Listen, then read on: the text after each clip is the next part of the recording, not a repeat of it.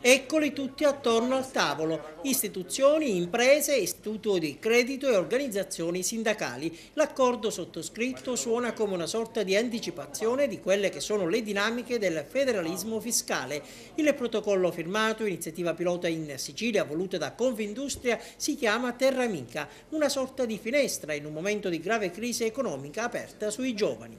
In un momento nel quale spesso ai giovani non viene data alcuna opportunità, qui da Agrigento e per la Sicilia i giovani di Confindustria Sicilia offrono concretamente ai giovani imprenditori mezzi e strumenti per continuare a crescere, soprattutto nella fase di avvio delle imprese dei giovani imprenditori.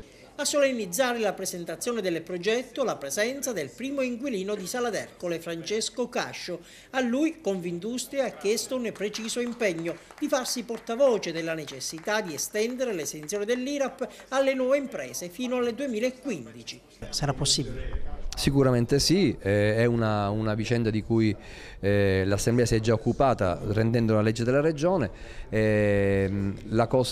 L'estensione avrà bisogno di una modifica legislativa, insomma questa Assemblea ha dato segnali in questi anni di grande sensibilità e peraltro anche di prontezza nella risposta, per cui non ho difficoltà a dire che insomma questa cosa si potrà fare. Ovviamente ne parleremo col Governo nelle prossime settimane e se potremo metterla direttamente in finanziaria la inseriremo direttamente nella legge finanziaria di quest'anno. Oltre all'IRAP, il protocollo Terra Amica prevede anche un sostegno finanziario vantaggioso che si è impegnato ad erogare la Banca di Credito Cooperativo di Agrigento e una serie di agevolazioni in materia fiscale da parte dei comuni che hanno sottoscritto l'accordo, tra cui il comune della città capoluogo. L'impegno sull'addizionale comunale, l'impegno sulla imposta dell'insegna pubblicitaria, l'impegno sulla TIA e la Tarsu a favore della realizzazione delle nuove imprese. In questo senso la firma del protocollo che andrà a coinvolgere chiaramente tutta l'amministrazione comunale, tutti gli organi comunali. Presenteremo in Consiglio Comunale